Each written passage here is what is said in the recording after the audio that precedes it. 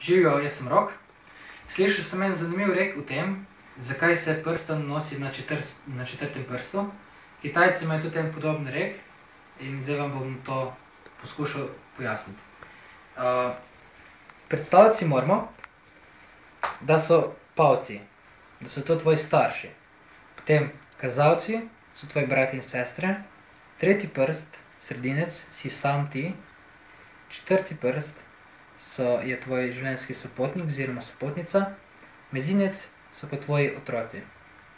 In zdaj bomo prste dali tako skupaj, da se z blazincem dotikajo, in tretji prst, sredinec, bomo vzeli skupaj, tako da se dotika z vrhih členkov. To bo zato, ker tretji prst, to si sam ti, si samo en, zato si skupaj, razen pač, če imaš mogoče razcepljeno osebnost. Zdaj bomo pa druge prste, z drugim prsti začeli.